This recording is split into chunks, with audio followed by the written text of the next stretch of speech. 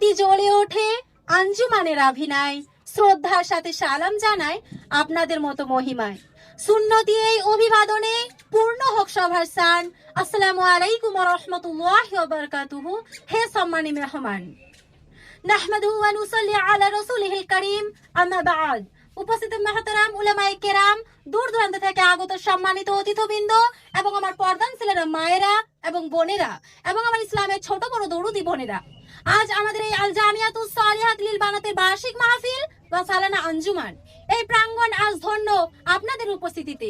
একটা বাগান যেমন বিভিন্ন রঙের ফুল সুবাস ছড়ায়, আজ আপনাদের উপস্থিতিতে আমাদের মজলিস মুখরিত এবং বরকতময় হয়ে উঠেছে।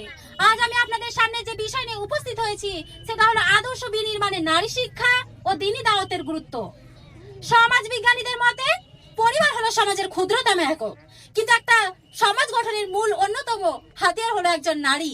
একজন নারী কখনো মা, কখনো বোন, কখনো স্ত্রী, আবার কখনো কন্যা। প্রতিটি রূপে সমাজ গঠনে তার প্রভাব অপরিসীম। একটি বাগান সুন্দর হয় মালি যদি হয় দক্ষ, একটা সমাজ উন্নতি হয় নারী যদি পায় লক্ষ্য। দিনের আলোয় গড়তে জীবন পরশ পাথর নারী, পাল্টে দিতে পারে তারা এই আধার ঘর বাড়ি। যদি একটা পুরুষ শিক্ষিত হয় তবে কেবল একজন ব্যক্তি শিক্ষিত হলো, কিন্তু যদি একটা নারী শিক্ষিত হয় তাহলে তার একটা পরিবার তথা একটা প্রজন্ম শিক্ষিত হলো। কারণ শিশুর প্রথম পাঠশালা হচ্ছে তার মায়ের কোল। মা যদি সন্তানকে বিসমিল্লাহ শিখে ঘুম পড়ান, সেই সন্তান বড় হয়ে কিন্তু জালেম হতে পারে না। কিন্তু আজ আমাদের এই সমাজ কেন এত অস্থির, কেন ঘরে ঘরে এত অশান্তি? কারণ আমাদের এই জামানায় ছেলে মেয়েদের হাতে মোবাইল ফোন, তারা সোশ্যাল মিডিয়া এবং গান বাজনা নিয়ে মেতে উঠেছে। তাদের মধ্যে ইসলামের কোনো চর্চাই নেই। কিন্তু ইতিহাসের দিকে তাকালে আমরা দেখি হযরত খাদিজা রাদিয়াল্লাহু তাআলা আনহা তার সম্পদ এবং মেধা দিয়ে ইসলামকে টিকিয়ে রেখেছিল। হযরত আয়েশা রাদিয়াল্লাহু তাআলা আনহা, যিনি ইসলামের শ্রেষ্ঠ নারী শিক্ষা, যার কাছ থেকে বড় বড় সাহেবায়ে কেরাম দ্বীন শিখতেন। আদ-দুনিয়া মাতাউন ওয়া খায়রু মাতা'আদ দুনিয়া আল মারআতুস সালিহা। গোটা দুনিয়াটাই সম্পদের ভান্ডার, আর দুনিয়া শ্রেষ্ঠ সম্পদ হলো একজন নেককার নারী।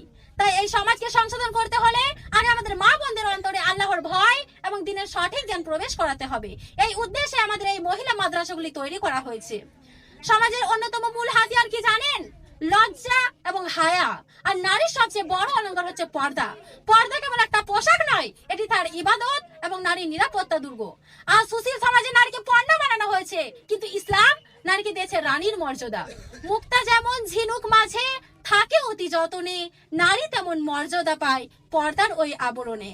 হায়া যার ভূষণ তবে জান্নাত তাহার অতি কাছে, দুনিয়া ও আখিরাতে সব শান্তি তাতেই লুকিয়ে আছে।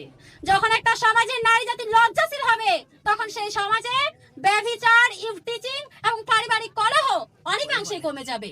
সম্মানিত উপস্থিত, আমাদের এই মাদ্রাসাগুলি কেবল কিতাব পড়ানোর জায়গা নয়, এটি আখলাক তৈরি করার কারখানা। এই মাদ্রাসা থেকে যখন প্রত্যেকটা ছাত্রী এক একটা ঘরে ঘরে যাবে, সেখানে তারা কোরআনের আলো ছড়াবে। তাই আমার মা বোনদেরকে বলি, আপনাদের সম্পর্ক এই দ্বীনি প্রতিষ্ঠানের সঙ্গে আরো মজবুত করুন। আপনাদের সন্তানদেরকে দ্বীন শেখান এবং তাদেরকে আদর্শ মানুষ হিসেবে গড়ে তুলুন।